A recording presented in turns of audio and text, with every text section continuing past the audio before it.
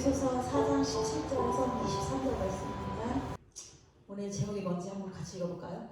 시작! 복음의 본질을 향해. 네. 잘 잤나요? 많이 못 잤죠? 네. 지금의 세대는 디지털 노마드와 디지털 네이티브가 공존하는 시대입니다. 디지털 노마드는 쉽게 말하면 디지털도 경험하고 아날로그도 경험한 세대를 말해요. 그리고 아까 말한 디지털 네이티브는 태어날 때부터 스마트폰을 만지는 세대입니다. 그래서 막 태어났는데 막 2살, 3살짜리가 스마트폰을 막 스크롤하면은 야야 야봐라 야 천재인가 보다 어찌 이렇게 잘하는겨 라고 하는데 천재가 아니라 그 아이들은 태어날 때부터 그거를 접한 거고 그게 익숙한 거예요. 그렇죠? 여러분들 MZ세대가 뭐예요? MZ세대 하면은 이 꼰대들, 좀 꼰대라는 표현할 수 있는 그 세대들은 저래 이렇게 냉정해 뭐 저렇게 차가워 이런 표현들을 해요. 근데 MZ세대는요 다시 한번 말하면 가치를 추구하는 자들이에요.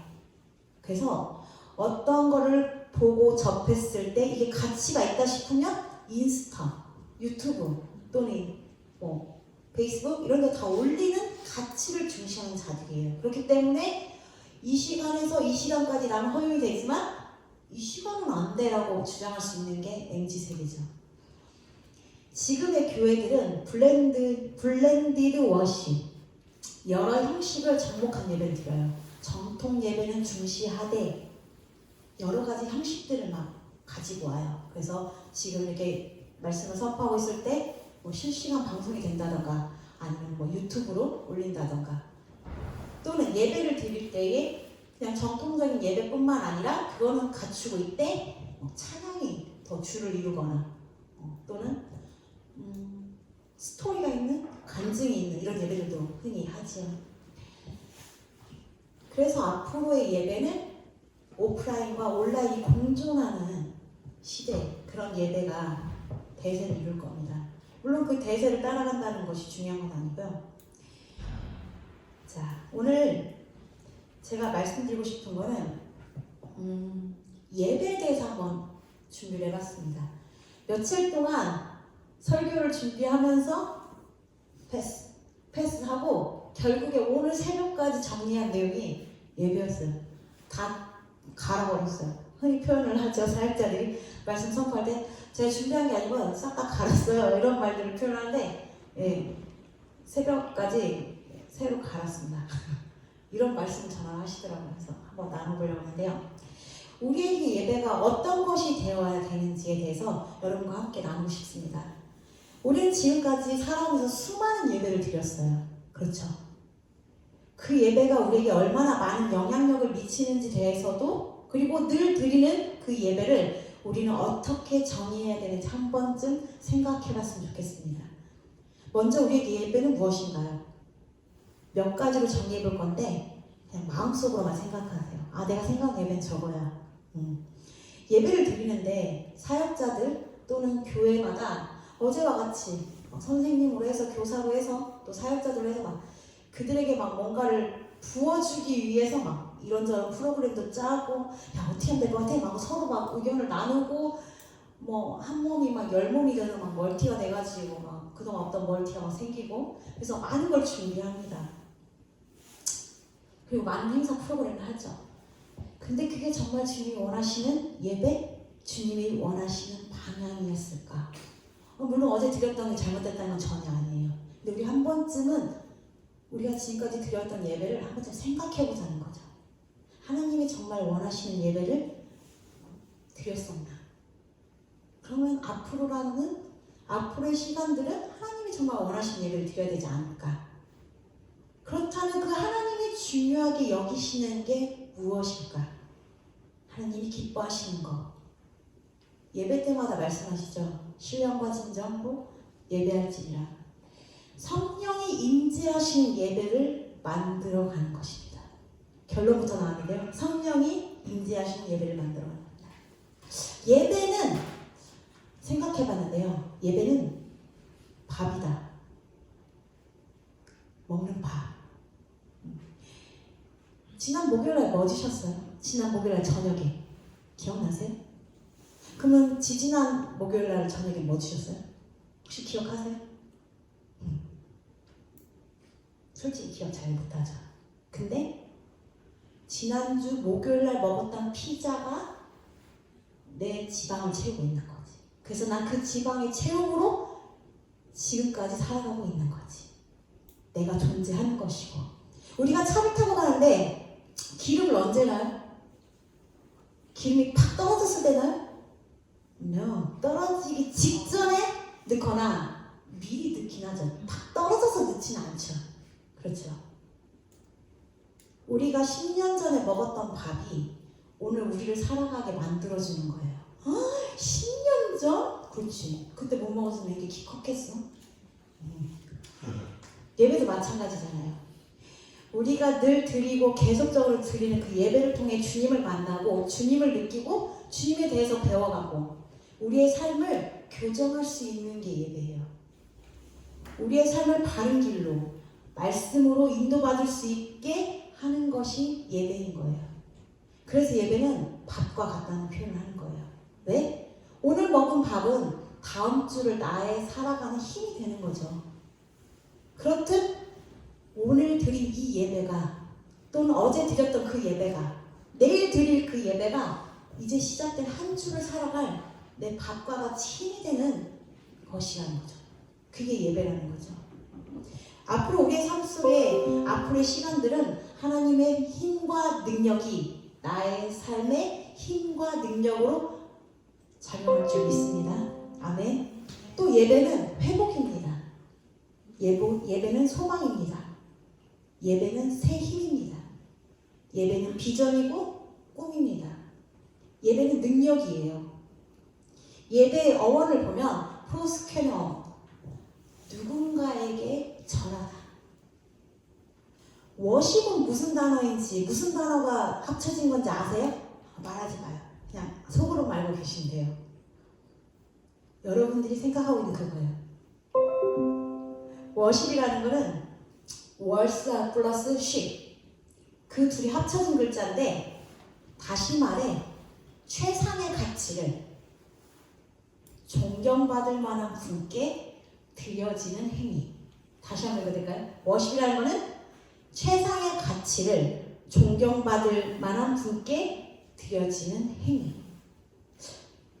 그게 누구예요? 우리가 늘 드리는 이 예배가 그 존경받을 만한 그 가치를 드릴 만한 분이 누구예요? 예수 그리스도. 아니면 우리는 하나님이라고도 하죠. 또는 주님 하죠. 그럼 우린 그 주님께 왜 예배를 드려야죠? 그 주님이 나에게, 우리에게 힘과 회복을 어디에서 얻어? 그 주님께로부터 얻기 때문이죠. 그래서 우리 예배를 드리는 거죠. 성경에 보면 혈류병을 앓았던 여인이 나와요. 근데 그 여인은 그때 당시 부정한 여인이라 불렀어요. 피가 부정출혈한다 해서 혈류병을 앓았던 여인인데 사람들은 이 여인을 옳지 못하다. 너는 하늘의 벌을 받은 거다. 그래서 너는 세상에 나와서도 안 돼. 감히 어딜 사람들 있는데 와. 했던 생각들을 했던 것 같아요. 근데 이 여인이 예수님이 제자들과 함께 지금 이곳에 오신다 하니까 자기가 부정하고 자기가 지금 이 상황에 사람들이 많은 곳에 나왔을 때 돌을 맞을 것을 감안하고도 누구에게 갔다? 주님께. 그 주님께 가서 한 게 뭐예요? 그 주님의 옷자락만 만졌을 뿐이에요. 그 주님의 옷자락을 잡았을 뿐이에요. 그리고 나서 어떤 일이 벌어졌죠? 여인은 고침을 받았죠. 예수님 뭐라고 하세요? 잠시만, 나에게서 내 힘과 능력이 나왔어. 제자들에게 둘러싸여 있었기 때문에 제자들은 누구요? 없어요. 주님. 근데 주님은 아셨고 그 여인도 알았던 거예요. 그 여인이 행한 행위가 뭐라고요? 그 주님의 옷자락만 만졌을 뿐이라고요. 예배가 그랬으면 좋겠습니다. 하나님이 우리에게 어떤 은혜를 주셨냐면 일상처럼 또는 습관처럼 드리는 예배를 통해서 우리에게 혈루병 여인에게 주셨던 고침과 같은 은혜를 주시는 거예요. 예배를 통해서. 그래서 예배란 주님의 옷자락을 만지는 곳, 그 옷자락이라도 잡을 수 있는 곳이 예배인 거죠. 그런 우리의 모든 것을 아시고 회복을 허락하시고 꿈을 허락하시고 마음의 소원, 비전을 허락하시는 그곳이 바로 예배라는 것입니다. 그렇다면 그 예배를 통해서 우리가 아까 찬양도 하고 기도도 하고 또 뭐를 보죠? 성경을 보죠. 성경은 하나님의 감동으로 쓰여진 거잖아요. 그래서 우리가 눈으로 우리가 맘만 먹으면 언제든 볼 수 있고 찾을 수 있는 게 성경이었어요. 왜? 우리도 모르는 우리의 잠재된 의식이 난 하나님의 자녀이기 때문에 그 성경을 믿고 신뢰하고 있어요. 성경은 그런 우리에게 은혜를 동일하게 허락하겠다고 약속을 하고 있어요. 동일하게 약속을. 그 약속을 그래서 우리는 어떻게 접해요? 눈으로 볼 수 있는 거예요. 언제? 예배 때. 10명의 나병 환자가 있었습니다. 고침을 받았어요. 근데 10명이 고침을 받고서 예수님이 그랬어요. 자, 너네 그동안 부정해서 사람들 앞에 나오지 못했는데 너희 몸이 고침을 받았다는 걸 제사장한테 가서 보여줘 라고 하는데 9명은 갔다가 제 갓길로 갔어요. 그리고 은혜 받은 사람 한 사람만 다시 예수님께 돌아왔어요. 그때 예수님이 뭐라 했냐면 나머지 9명은 어디 갔니? 돌아온 한 명에게 고침뿐만 아니라 하나님은 그 한 명에게 구원의 은혜까지 주셨다고 말씀해서 나와요. 우리가 구원을 받았다는 것이 피부에 안 닿을 수도 있어요. 그냥 교회에서 교과서적으로 머리에 지식적으로 구원받았어. 예수 믿으면 구원받아. 구원받아. 근데 여기까지 안 내려온 거야. 그래서 피부로 와닿지 않으니까 구원받았네 하고 그냥 교회 다니고 살아가고 있는 거예요. 근데 그게 엄청난 은혜거든요. 근데 그 피부로 와닿지 않는 구원을 다시 다르게 방향을 틀어서 말해보면 그 구원을 누가 준 거예요? 그 또한 보이지 않는 예수 그리스도가 주신 거예요. 근데 그 예수 그리스도를 우리 부인할 수 있어요? 그 믿음 또한 하나님이 허락해 주셨지만 그 믿음이 있기 때문에 우리가 주일이 되면 또는 청년부 수련회라고 하면 또는 금요 예배가 되면 새벽 예배가 되면 어딜 가요? 예배 드리러 간다고요. 근데 사람들이 흔히 그래요. 어디 가? 교회 가지. 교회가 뭐예요? 주님 만나러 가지. 이런 표현들 해요. 주님을 만나? 야, 그 주님 보여? 응? 그 주님이 보이냐고? 라고 했을 때 뭐라고 할 거예요? 한 번쯤 생각해봤으면 좋겠습니다. 구원은 주님만 주실 수 있는 거예요. 나 구원받았어. 구원이 뭔데? 주님이 주신 은혜. 그 은혜가 뭔데? 나랑 따라와봐. 내가 따라오면 알려줄게. 나랑 같이 예배 드려볼까? 우리는 그 주님을 만나려고 노력해야 되고 내 주변 사람에게도 그게 전해져야 해요. 야, 그 네가 믿는 예수 그리스도 나도 좀 알자 하고 올 수 있게끔 우리는 그런 영향력 있는 사람도 돼야 돼요. 그런 예배가 돼야 돼요. 살아가면서 예배 드리고 이 앞을 나갔을 때에 오늘 무슨 말씀을 주셨지? 깨알 같은 말씀이라도 가져가야 돼요. 단 한 단어라도 가져가야 돼요. 복이면 복, 은혜면 은혜. 묘하지 말라 했으면 묘하지 말라고.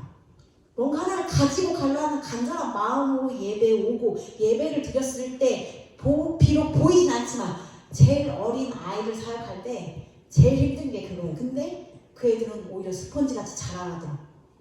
그 애들에게 예수님 안 보이잖아. 그래도 걔들은요? 내 안에 누가 있다고? 예수 그리스도! 해. 걔들이 바보야? 아니지. 걔들은 믿는 거야. 근데 우리는 1살, 2살, 3살 먹어가면서 우리 마음이 더 강박해져. 아까 찬양에도 말했듯이 세상이 더 중요해. 세상의 가치, 세상의 기준. 어제 그 목사님도 말씀하셨죠. 세상에 나아가서 살려면 뭘로 가지고 나갈 거나 했잖아요. 복음이라 했어요. 오늘의 말씀이 복음의 본질을 향해 우리가 예배를 소중하게 여겼으면 좋겠습니다. 늘 드리던 예배지만 소중하게 여기는 예배. 그럼 그 소중하게 여긴다는 예배, 주님을 향한, 주님을 위한, 주님을 높이는, 주님을 찾아오는 그 예배가 됐으면 좋겠습니다. 그 예배에 나올 때 그 주님께서 우리 한 사람 한 사람 차원이 다른 은혜를 주시는 거예요. 아까 찬양만 할 때도 방황하지 않게 하시고 허탄한 것에 눈을 돌리지 않게 하시고, 제가 늘 우리 청년들이랑 선생님들한테 말했지만 찬양은 곡조 있는 기도예요. 이걸 썼을 때 그들은 그게 고백인 거죠. 아까 찬양할 때나 우리 청년분들 찬양할 때 제가 느끼는 게 뭐냐면, 특히 차전도사님 앞에서 찬양할 때 보면 고백을 안 해. 찬양의 한 소절 한 소절이 고백이에요. 보니까 여러분들 살아가는 데 있어서 예배의 또 다른 나의 하나님에 대한 표현은 예배 드리는 거에서 일부라고 할 수 있는 그거는 내가 찬양을 통해서 하나님께 고백하는 거죠. 찬양의 가사들을 통해서, 왜 우리 그런 거 있잖아요. 드라마를 봐도 막 거기 막 이렇게 감정이입되고 막 눈물 흘리고 막 어쩜 저러니 갑자기 또 심쿵하고 막 욕도 하고 연진아 그래서 하잖아요. 그렇듯이 예배에서도 찬양을 할 때 우리가 끊임없이 거기에 몰입한다고 해야 되나? 집중한다고 해야 되나? 예배를 그냥 드리는 것이 아니라, 하나님 좋았습니다. 우리 왜 같이 만나면 너무 좋아서 막 서로 안고 막 하잖아요. 그러면서 뭘 해야 돼? 하나님 좋았습니다. 하나님 좋았습니다. 저 출석 체크 좀 하나님 저 김주희 왔어요. 할 수 있는 관계. 그 예배 그걸로 시작을 해서 오늘 저희 무슨 말씀을 주실지 저에게 꼭 한 단어라도 점이라도 주세요 하고 말씀을 듣고, 찬양을 할 때도 오늘은 찬양이 이럴 때가 아니야. 찬양을 들을 때도 주님 이 찬양 한 소절 한 소절에 나의 고백 있게 해주세요. 나 한 주 동안 그래 나 이 찬양이 꽂혔네. 나 이 찬양 동안 이 찬양대로 살았네. 근데 그 후에는 항상 뭐가 있어요? 회복. 그 다음에 하나님의 만지심 또는 하나님의 뜻하심이 있을 거예요. 그런 예배를 드렸을 때 다가오는 시간들에 우리가 10년 전에 먹었던 밥이 지금의 나를 살아가게 하듯이 앞으로에 나가는 시간 동안 예배가 그냥 늘 드렸던, 하나님 그지 아니잖아요. 하나님께 드리는 헌금이나 드리고 내가 찬양팀이라고 서서 찬양하고 이제 그런 수준의 예배 드리지 마시고, 이제 우리가 수련회도 끝났고, 왜 특히 그런 거 있잖아요. 중고등부 아이들 교사들 하다 보면은 애들 이제 집에 가면은 피곤해요. 왜냐면 날 새고 가잖아요. 특히 우리 중고등부 애들은 잠을 안 자. 제가 한 10몇 년 넘게 사역을 해봤지만 잠을 안 자요, 애들이. 그러면은 이제 집에 가면 잘 거 아니야. 근데 애들이 은혜는 받았어. 주야 하고 방언도 터지고 막 이랬어. 근데 집에 가서 어머니 저 왔어요. 그러니까 어머님은 목소리가 어머니 저 기도해서 방언 터지면 엄마가 그래 그럼 어서 가서 자. 그럼 자. 근데 잘 때 언제까지나? 내일은 없다 쉬고 자. 엄마는 어떻게? 은혜를 받았나 봐.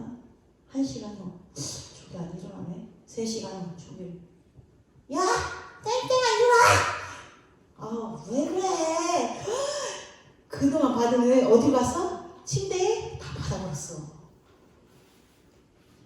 수련회를 했는데 요즘은 교회가 막 섬겨요. 섬기지 않으면 안 되나 봐. 그래서 막 제가 오늘 새벽에도 잠깐 나눴지만 우리 중고등부 애들 피드백 같은 거 쓰라고 하면은 그런 말이에요. 뭐라고? 집 떠나면 개고생이다. 우리는 수련회를 그렇게 했었어요. 저는 10몇 년 전부터도 그랬는데 지금은 자매님 왔어요. 이뻐! 막 이러면서 막 텐션을 막 해주고 네가 최고 막 이렇게 해놓고 막 가득 부어놓고 막 먹을 것도 막 하고 했는데 여기서 나가는 순간 걔 어디 갔어?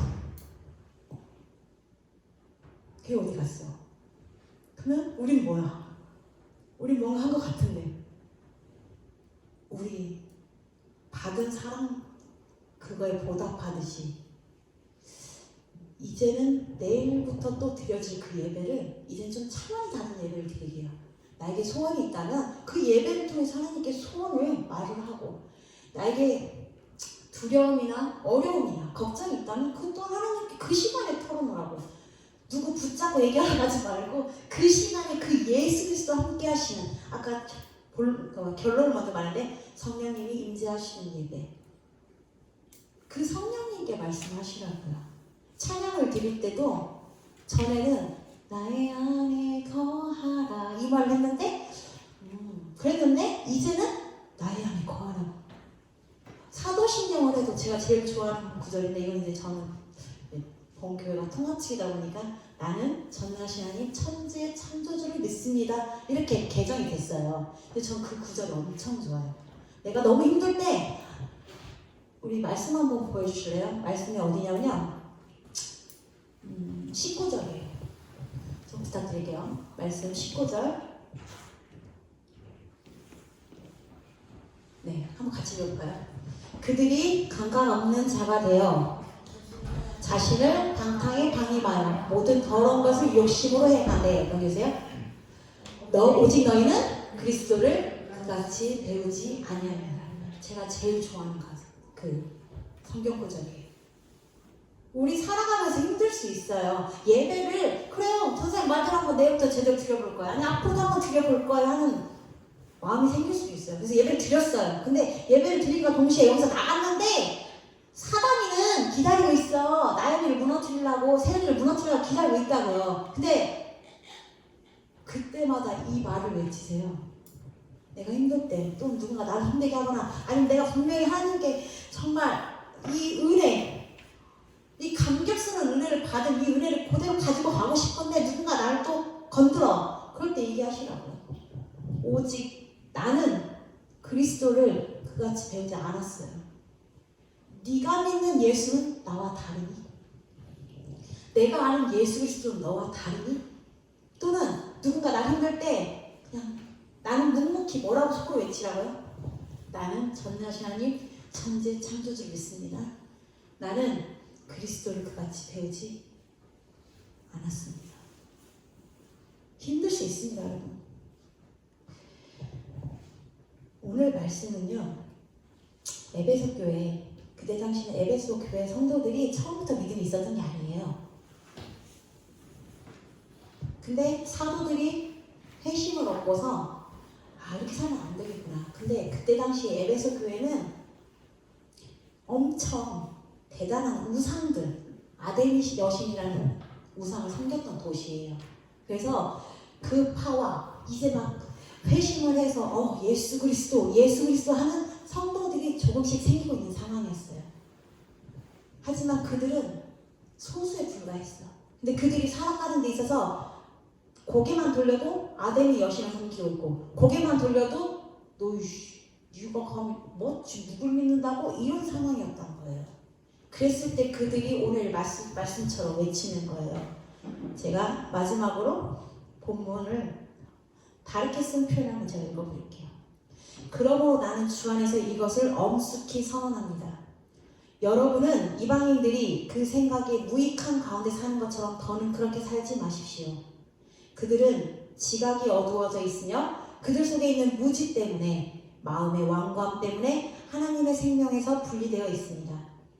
그들은 무감각하게 되어 자신을 방탕에 내맡기고 탐욕스럽게 온갖 더러운 일을 합니다. 그러나 여러분은 그리스도를 그렇게 배우지 않았습니다. 진리가 예수 안에 있는 것 같이 여러분은 참으로 그를 듣고 또한 그 안에서 가르침을 받았습니다. 여러분은 과거의 생활 방식대로 거짓에서 비롯된 욕망을 따라 살다가 썩어 없어진 옛 사람을 벗어버렸으며 마음에 계시는 성령으로 새롭게 되고 있으며 하나님을 따라 참된 의와 거룩함으로 창조된 새 사람을 입었습니다. 소수에 불과한 사도들이 이 말씀 붙잡고 버텼던 거예요. 나는 예수 그리스도를 그같이 배우지 않았습니다. 나에게 아데미 여신 따위를 강요하지 마십시오. 그랬을 때 그들의 목숨은 온전했냐? 죽은 자들도 있었겠죠. 우리에게 예배를 못 드린다고 죽음을 내놓으라 하진 않잖아요. 그래서 더 완만하신가? 예배가? 아니에요. 분명히 성령 하나님, 그 예배에 임재하시는 성령 하나님을 인지하고 내 마음이 무감각해졌다면 그 무감각한 것을 예수 그리스도로 깨어서 내가 이전에 방탕한 삶을 살고 내 욕심을 따라 살았다면 이제는 당당하게 늘 드리던 예배이지만 이제는 이전과 다른 예배를 드림으로 해서 나는 예수 그리스도를 그같이 배우지 않았습니다. 나는 전능하신 하나님 천재 창조주를 믿는 사람입니다. 그래서 나는 이제는 예배를 드려도 내가 찬양을 해도 내가 성경 말씀을 봐도 내가 기도를 해도 그리고 이 세상에 나아가 살 때 여기서 나가서 달라짐이 없을 수도 있어요. 그럼에도 불구하고 나는 그 예수 그리스도를 온전히 예배하고 그분의 힘과 능력을 힘입어서 살아가겠습니다라고 고백하는 우리 청년들 그리고 앞으로의 시간들 그 하나님과 함께 힘내서 살아가시기를 축복합니다. 기도하겠습니다. 하나님 참 감사합니다. 어제 수련회를 통해서 피곤하고 지친 중에도 또 이렇게 귀한 시간 허락하여 주셔서 말씀을 듣게 하시니 감사합니다. 다른 것은 없습니다. 이들이 살아갈 때에 그들의 기준이 예수 그리스도가 되게 하시고 그들의 마음이 무감각해졌다면 예수 그리스도로 깨지게 하시고 이전과 다른 삶을 살게 하시고 이전과 다른 예배를 드리게 하시고 그리하였을 때에 부어주시는 은혜와 감격과 힘과 능력으로 앞으로의 시간들을 살아갈 수 있는 우리 귀한 청년들 그리고 준비하신 모든 선생님들 그리고 교육자에게도 그리고 이 교회에게도 하나님 함께 하시고 축복하여 주시옵소서. 감사드리며 예수님을 기도드렸습니다.